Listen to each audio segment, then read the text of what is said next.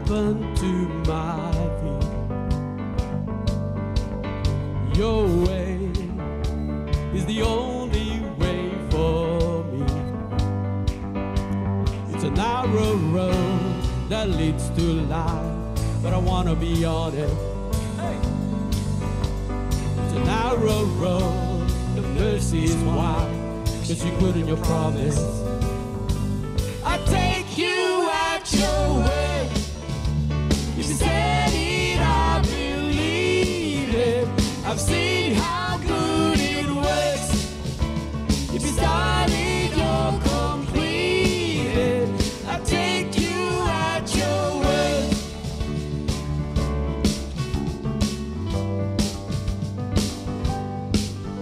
You spoke and the chaos fell in line. Oh, I know, 'cause I've seen it in my life. It's a narrow road that leads to life, but I wanna be on it. Yeah, it's a narrow road, the tide is high, but you part in the water. I take you at your word. If you said it, I believe it. I've seen how good it works. If you started, you're completed. I take you at your word. If you said it, I believe it. I've seen how good it works. If you started, you're completed. I take you at your word. It's good to promise. Good to promise.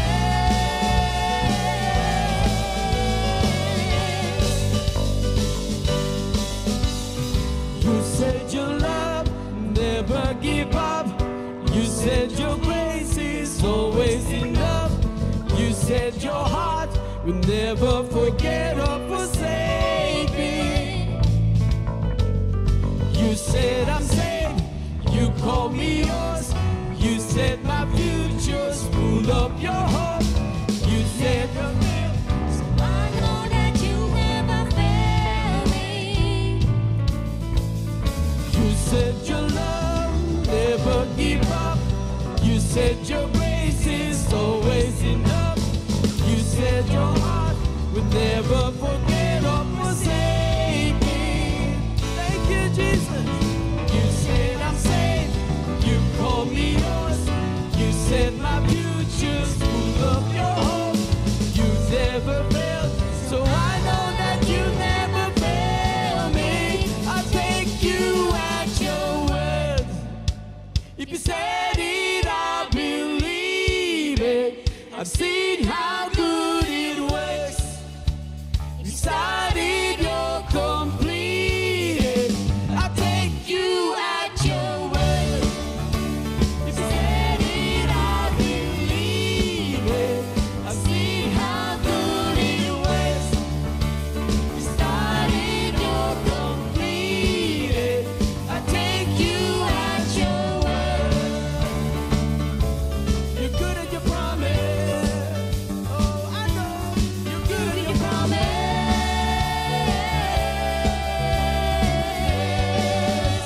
I take you at your word. Thank you, Jesus. Thank you, Lord. We praise you, Jesus.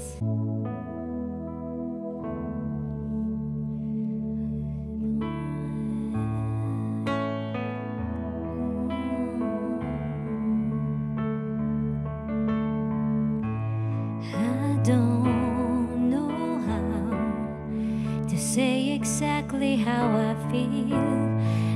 I can't begin to tell you what your love has meant. I'm lost for words. Is there a way to show the passion in my heart? Can I express how truly great I think you are, my dear dearest friend.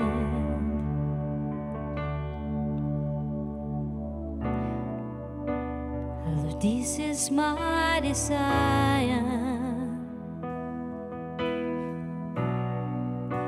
to pour my love on you, like oil upon your feet, like wine for you to drink, like water from my heart. I pour my love on you. If praise is like perfume, I'll lavish mine on you, till every drop is gone. I pour my love on you. Yes, Lord, we pour our love on you. I don't know how to say exactly how I feel. I can't begin to tell you what your love has meant. I'm lost for words. Is there a way? Is there a way to show the passion in my heart? Can I express how truly great I think you are, my dearest friend? Lord, this is my desire, to pour my love on you, like oil upon your feet, like wine for you to drink, like water from my heart. I pour my love on you. If praise is like perfume, I'll lavish mine on you, till every drop is gone.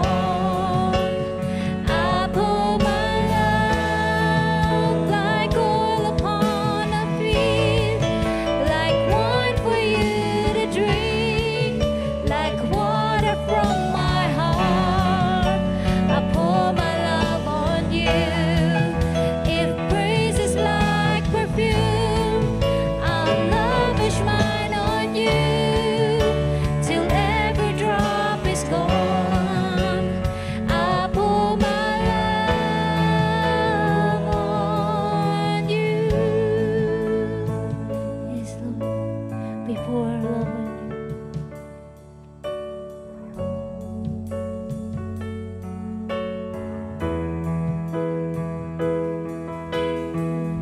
On you, on you, on you. As we pour your love on you. On you, on you, on you. Yes, Lord. On you, on you, on you, like oil upon your feet, like wine for you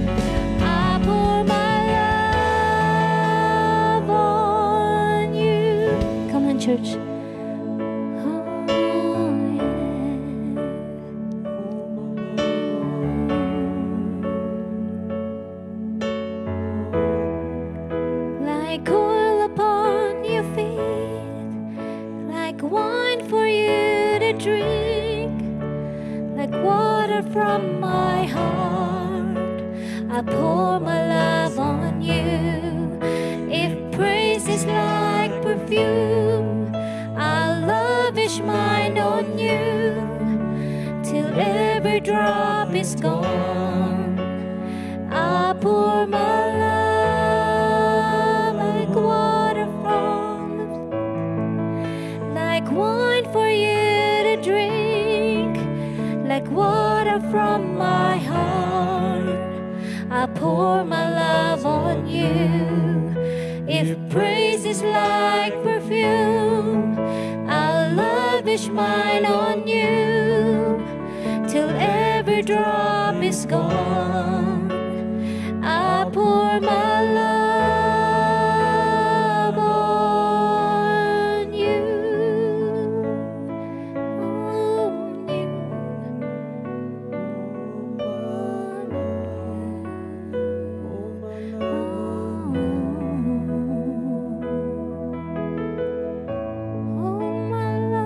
Is for you, my love is for you, Lord.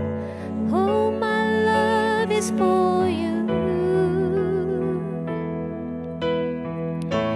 Oh, my love is for you, my love is for you, Lord. Oh, my love is for you. Oh, my love is for you. My love is for you, Lord. Oh, my love is for you. Oh, my love is for you. My love is for you, Lord. Oh, my love is for you. Oh, my love is for you. My love is for you, Lord. Oh, my love is for you. Like oil upon your feet, like wine for you to drink, like water from my heart. I pour my love on you. If praise is like perfume, I'll lavish mine on you till every drop is gone. I pour my love like water upon your feet, like wine for you to drink, like water from my heart. I pour my love on you. If praise is like perfume, I'll lavish mine on you till every drop is gone. I pour my love on you. Yes, Lord, we pour our love on you.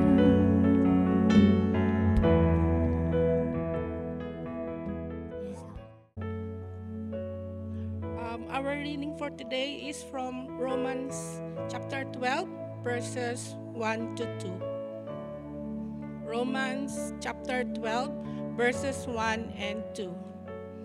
And it says, I beseech you, therefore, brethren, by the mercies of God, that you present your bodies a living sacrifice, holy, acceptable to God, which is your reasonable service. And do not be conformed to this world, but be transformed by the renewing of your mind, that you may prove what is good and acceptable and perfect will of God.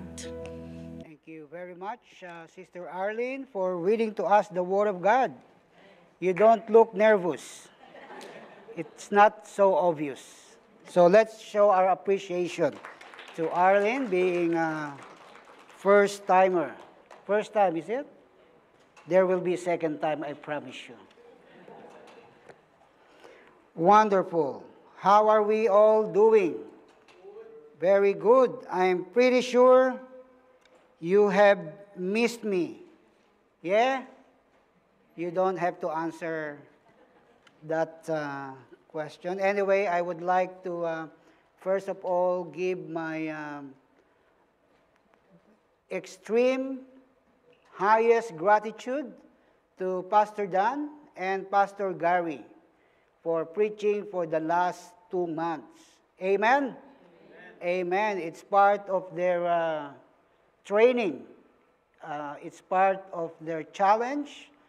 And of course, as it is part of their preparation for the Lord's leading into their life. So thank you, my fellow minister.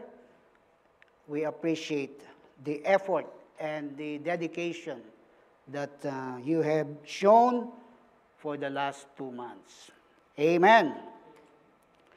Now, of course, this is the month of April. Everybody say April. April, very good.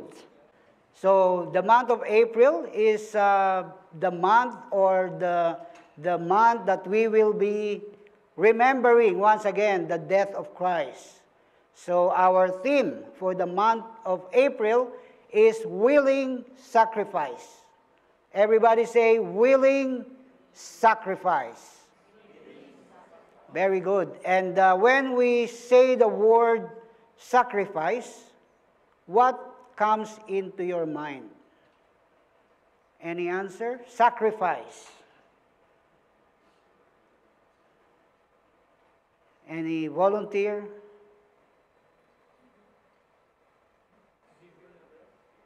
Ska Roger? Ano yun? Giving up. Giving up. Remember that word, giving up. Any answer? Any other answer? When we think or when we hear the word sacrifice, what does come in our mind? Surrender. Surrender. So giving up, surrender, what else?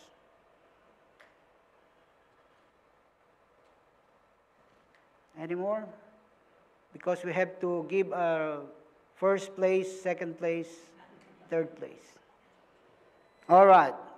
Well, sacrifice, that's giving up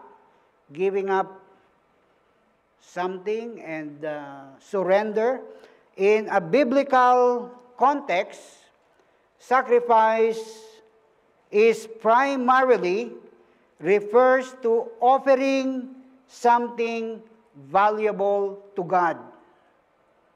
Let me say that again. In a biblical context, sacrifice primarily refers to offering something to God as an act of worship, atonement. Remember the word atonement. Later on, we will be digging deeper on that word, atonement. So worship, atonement, or thanksgiving, often involving a ritualized slaughter of animals. So when we hear that word sacrifice, especially in the Old Testament, it involves a slaughter of animals. So it involves giving up something. Nasa poll ni Ka Roger. 3 points for you. Giving up something, or giving up something and offering it to someone. You cannot give up something and then just stop there. You have to give it up and then you have to offer it to someone. So the biblical idea of sacrifice concerns the way of approaching God. In the Old Testament especially, when they want to approach God, they have to make an offering, a sacrifice. And they cannot do it straight to God. They have to have a mediator. And those times in the Old Testament, the mediator is the priest. So they have to come to the priest, give their offering, and the priest go inside the temple and then offer the sacrifice. So finding acceptance before God by means of an acceptable substitute, offered in place of the sinner and bearing the curse of sin.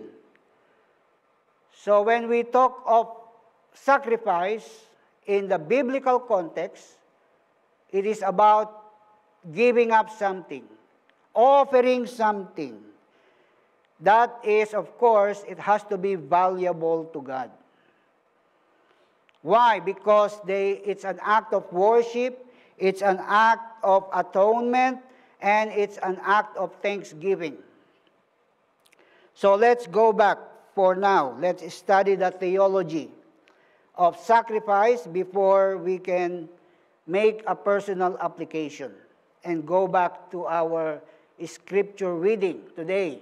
Remember the scripture reading? Therefore, brethren, I beseech you by the mercies of God that you offer yourself as a living sacrifice. Remember that word, living. Okay, so we will go back to that later on. But for now, let's talk about the theology of sacrifice. So the idea and practice of sacrifice is very prominent throughout the Bible, from the Old Testament to the New Testament. And of course, how is it related? How does it apply to us right now? So in the Bible, in the Old Testament, sacrifice is started. Do you know when was sacrifice started in the Bible? Sino yun? Cain and Abel? Well, we'll go earlier than that. Genesis 3:21. Remember when Adam and Eve committed the first sin.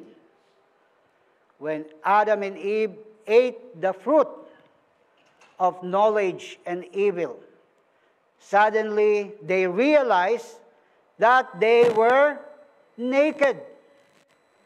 And what did they do? They took leaves from the fig tree at tinahi nila ito. And they made clothing, covering out of the leaves. Yeah? You remember that story? And then what did God did? God, according to Genesis 3:21, it says, also for Adam and his wife, the Lord God made tunics of skin and clothed them. So God slaughtered an animal. It didn't say what kind of animal, but God slaughtered, slain, sacrificed an animal, and took the skin and make it a covering for Adam and Eve. So the first sacrifice in the Bible was made by God Himself. And then the second sacrifice mentioned in the Bible, not necessarily the second sacrifice, but the second mention of sacrifice in the Bible was done by Abel and Cain, which Aki mentioned. So, of course, these are two brothers. One is a farmer, and one is a animal husbandry. So, it says in Genesis chapter 4, verse 2 to 5, and in the process of time, it came to pass that Cain brought an offering of the fruit of the ground to the Lord. Verse 4, Abel also brought of the firstborn of his flock and their fat, and the Lord respected Abel and his offering. So this is the second mention of offering in the Bible. And as we have mentioned, the sacrifice offered by Cain and Abel, whom they have learned from their parents. And obviously, when Adam and Eve witnessed how God made sacrifice, and they were thrown out of the garden, so they continued. They continued the practice. And Abel and Cain learned that practice from their parents. But of course, yung pong offering ni Cain ay hindi inaccept ng Diyos. But the offering of Abel was accepted by God.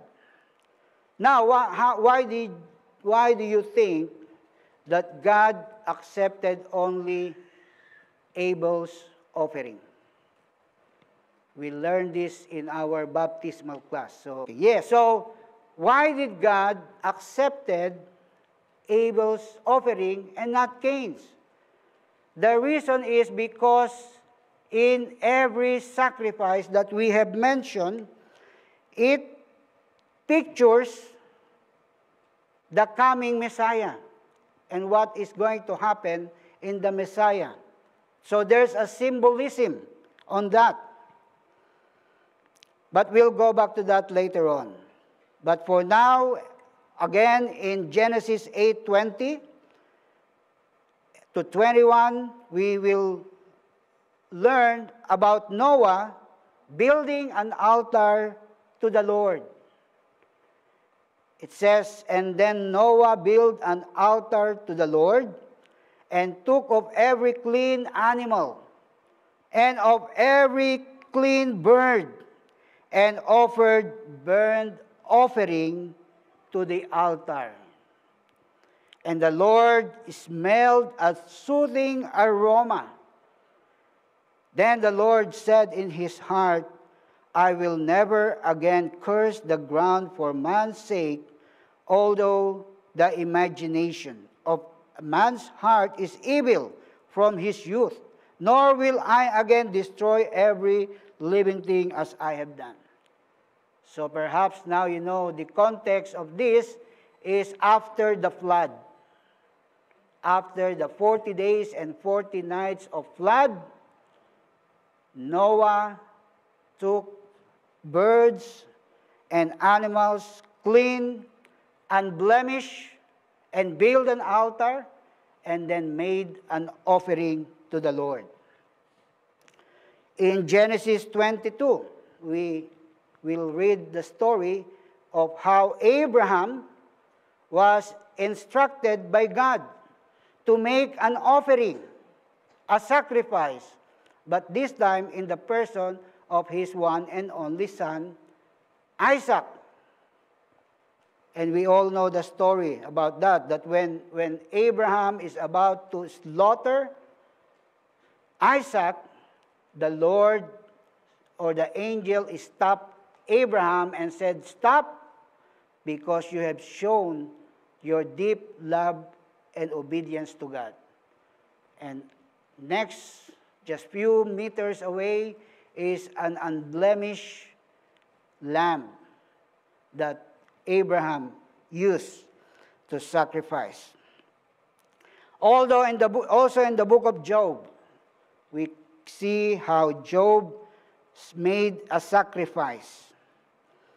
And in the story of the Israelites being rescued, saved from the Egyptian in Exodus chapter 12. God instructed Moses to tell that every family of the Israelite will pick an unblemished lamb and slaughter it, sacrifice it.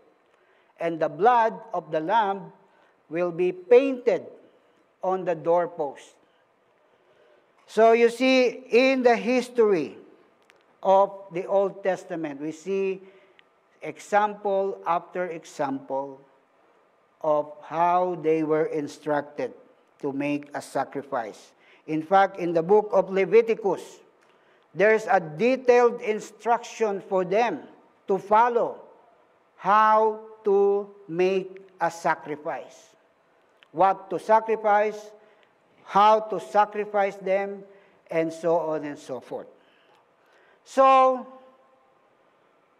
what is the purpose? Why do they have to make a sacrifice? First of all, the first reason or the first purpose is atonement, as we have heard earlier. Atonement. Atonement, or it is a sacrifice especially for sin offering, were intended to atone for sins and restore a relationship with God. So in the Old Testament time, they have to make a sacrifice every time they commit sin. Told a lie, steal something, commit adultery, or even when to the smallest sin, to the biggest sin, they have to make a sacrifice. They have to choose either, as instructed in the book of Leviticus, they have to choose either an unblemished lamb for those who can afford to buy lamb, and for those who cannot afford, to the poor, they can just get a little bird. But it has to be unblemished, meaning there is no disability. It has to be perfect. Perfect in appearance, nothing at all that will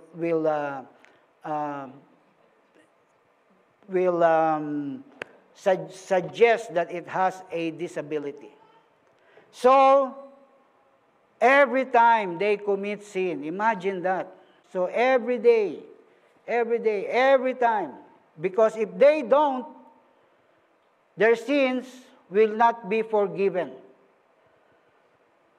Also, not only for atonement, but also for worship and thanksgiving. Sacrifices were also a way to express worship, gratitude, thanksgiving, and devotion to God. That's how they worship. Not only that they sing, they raise their hand, but the first thing they have to do is they have to get, again, a lamb or a bird, unblemished. Offer it.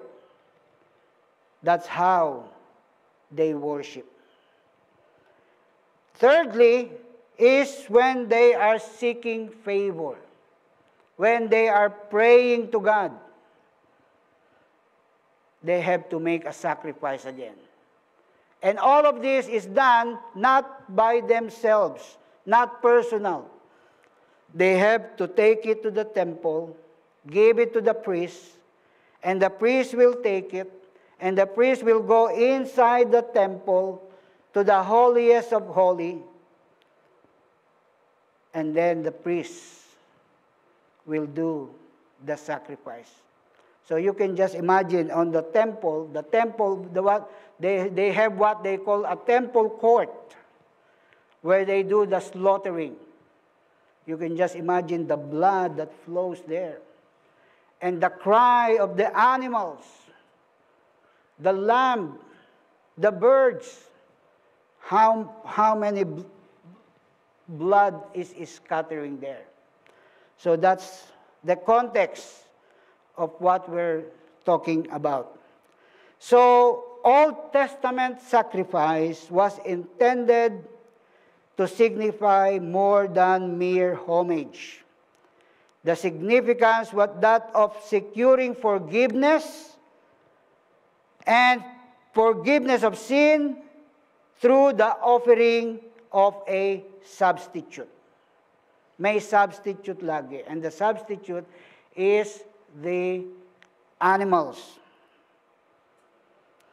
So prominent ideas in the Old Testament sacrifice are sin, guilt, judgment.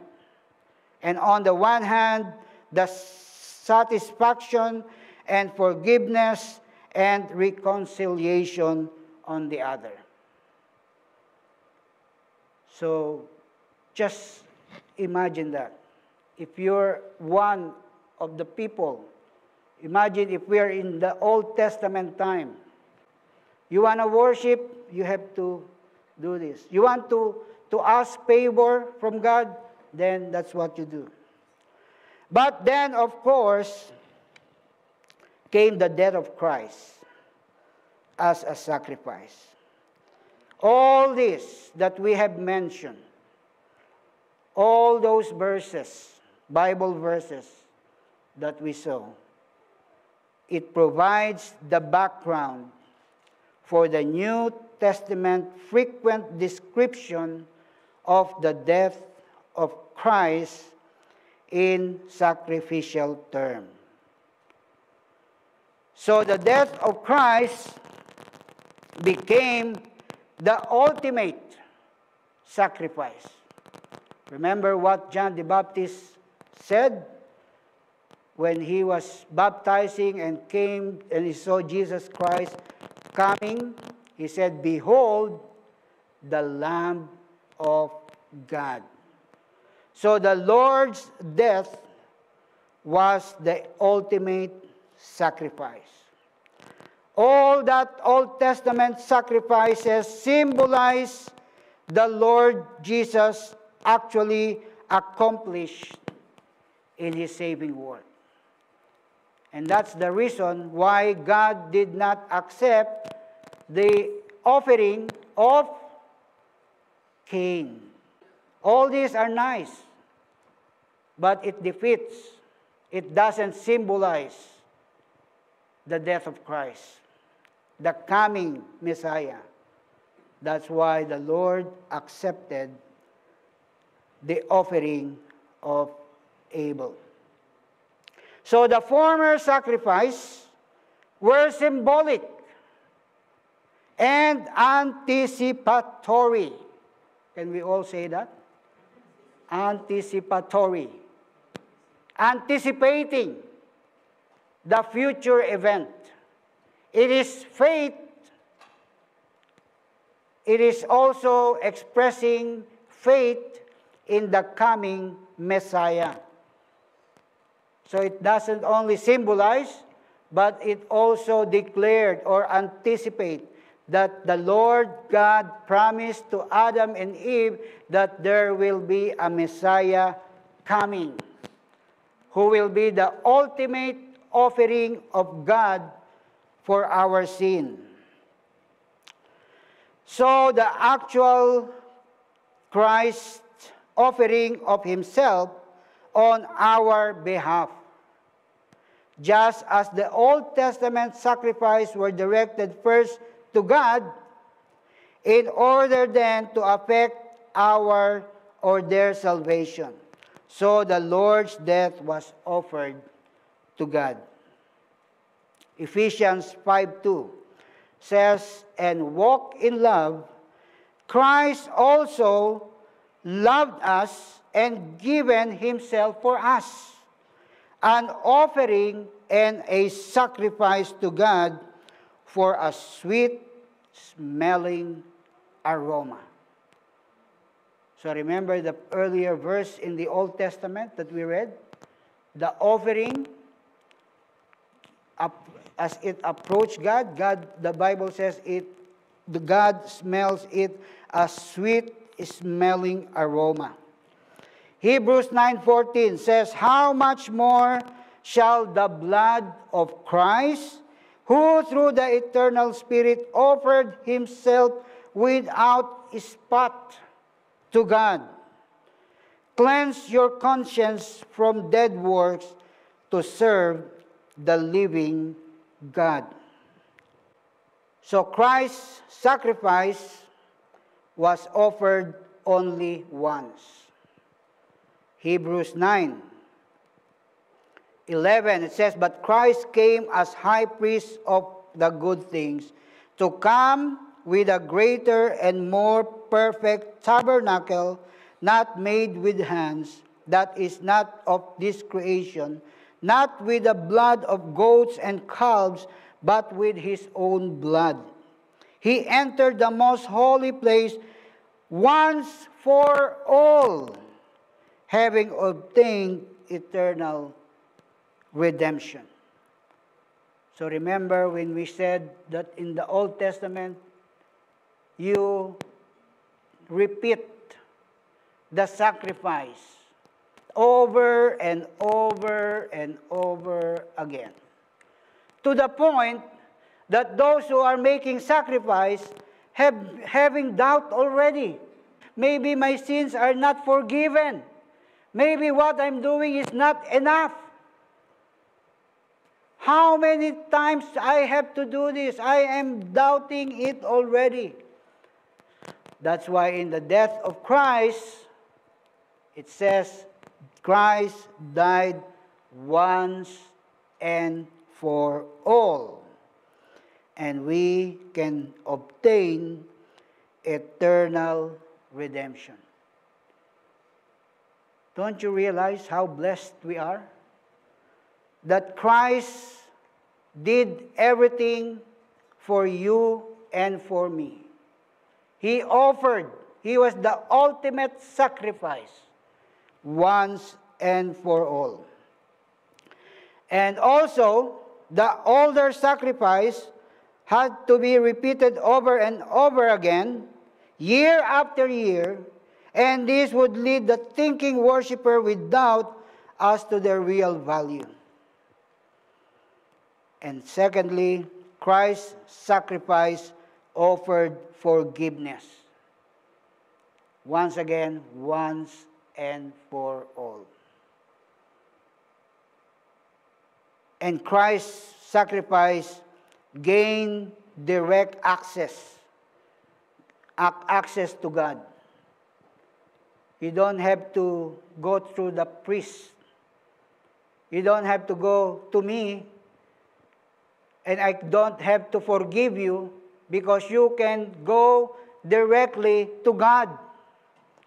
Remember in the Old Testament, they have to go to the priest, and the priest will bring it to the temple, and he will make the sacrifice for you. But now you have a direct access. The moment you wake up, you can speak directly to God. All throughout the day, you can speak directly to God. Before you go to bed, you can speak directly to God. And be assured that God is listening. Amen? Amen. Now let's go back to our scripture reading today. Romans chapter 12. Living sacrifice. Offer yourself as a living sacrifice. You don't have to kill a lamb. You don't have to slaughter a bird, because everything was done, accomplished by Christ. But now here's the most difficult thing. This is where we need to talk. Because Apostle Paul says, I beseech you, therefore, brethren, by the mercies of God, that you present yourself as a living sacrifice. I could not emphasize that more, the word living. Are you still alive? Turn to the person next to you and say, I'm alive. You're alive. But that's the challenge now. We have to present ourselves as a living sacrifice. You know, if you notice, that verse, there's a word, therefore. Did you notice? Naka-post ba? Yeah, there is. There it is. I beseech you. You know the word beseech. What is beseech? What's the meaning of beseech? I challenge you. More than challenge, actually. But anyway, let's focus on the word therefore. You know, the word therefore also means consequently or because of this. It means that what Paul is saying before is the reason why. It means, you know, Paul wrote the book of Romans. It means that from chapter 1 to chapter 11, Paul talks about the goodness of God. Paul talks about the grace of God. Paul talks about the mercies of God. That's why when he talked all about God's goodness, all about God's grace, and all about God's mercy, he said, therefore, because of this, consequently, you have to offer yourself as a living sacrifice. We already have attained the atonement. We are now able to give thanks to God. We are now able to worship God. We are now assured our place in heaven because of the death of Christ, because of the grace, of the mercy, of the goodness of God.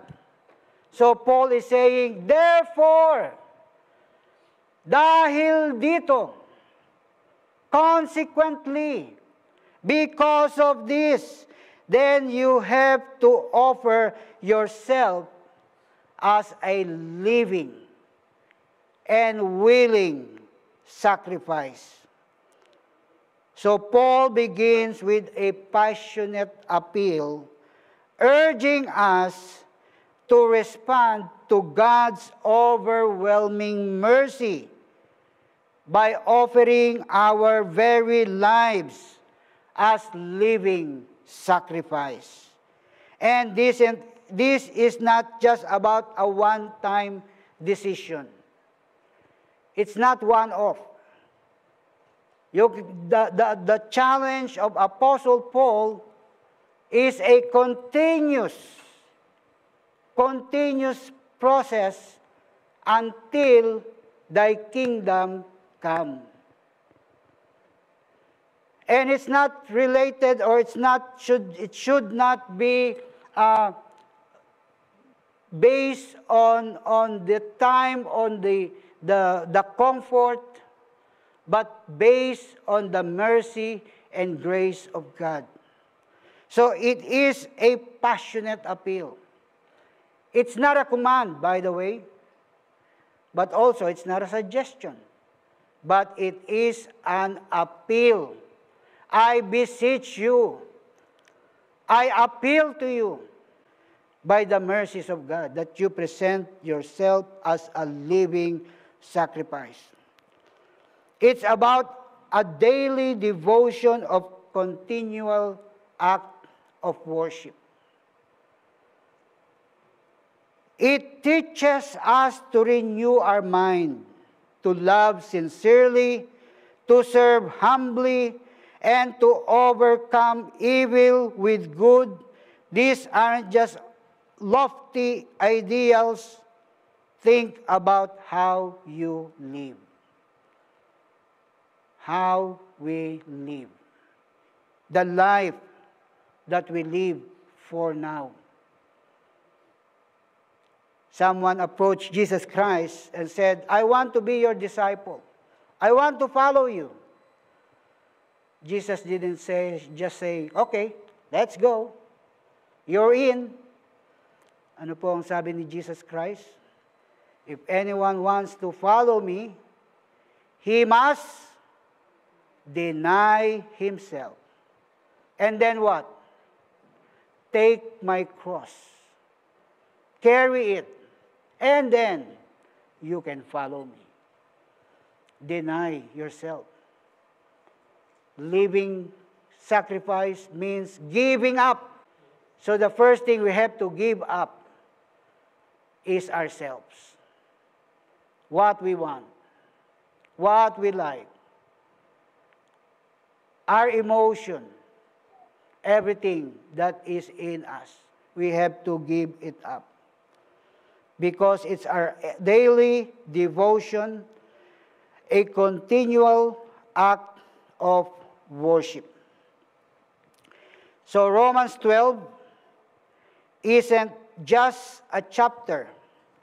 It's a divine invitation to live differently, to rise above the patterns of the world, and to let God's mercy shape every corner of your life. To live differently. So it's not just an invitation, it's a divine invitation to live differently, to rise above the patterns of the world.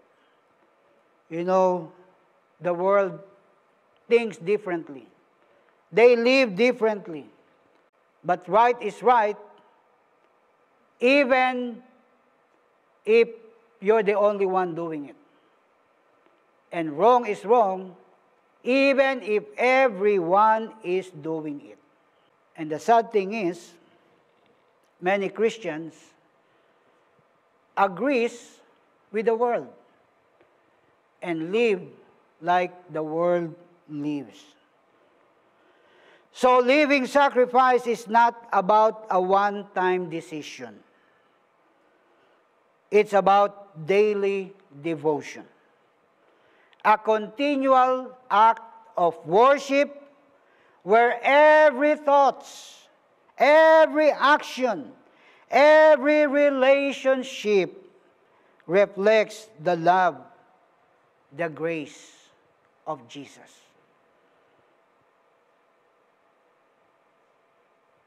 Living sacrifice is an invitation to a transformed life. Living sacrifice is a call to worship that goes beyond words, a challenge to live each day as a testament to God's mercy and grace. You know, I challenge you, or I invite you, to read the book of Romans, chapter 1 to 11, because you will see the grace, the love, the mercy of God is immeasurable, higher than the mountain, wider than the ocean, deeper than the sea. And that's the very reason. For that reason, Paul is inviting us to offer ourselves as a living sacrifice. You know, the opposite of sacrifice is comfort. We are so used to living in our comfort zone. Another opposite of living sacrifice is holding tight to what we have instead of giving up, instead of surrendering. But there is joy. There is no way that we can live in worship, as Paul says, until we learn, until we live a living sacrifice. The theme of sacrifice then takes us, or should take us, to the heart of the gospel and the very essence of our Christian faith. In a very real sense, in the theme of willing sacrifice constitute Christianity. It is this which differentiates Christianity from other religion or faith. So the question is, are you willing, are you ready, are you prepared to come and hear and listen to the invitation of God through Apostle Paul, to the challenge that we offer ourselves as a living sacrifice? That's the question that I want all of us to reflect upon as we enter this season, what they call the Passion of Christ. Let us pray. Heavenly Father, we thank you. We thank you, Lord, that our Lord Jesus Christ is the ultimate sacrifice. He has done everything for us. And now we don't have to make a sacrifice as to slaughter an animal. We are atoned. Our sins are forgiven. Our worship now is real. Our access to you, O God, is direct. And we can come before your presence with thanksgiving in our heart. So, Lord, I pray, Lord, that as we are challenged today to offer ourselves as a living sacrifice, that we ourselves will be the sacrifice that you desire. It's a continuous walk until we see you face to face. I pray, Lord, that every person listening to this, every person in this place, and those joining us online will truly take this challenge, O God. And we can only do this by the empowerment of your Spirit in us. In Jesus' name we pray. Amen and amen.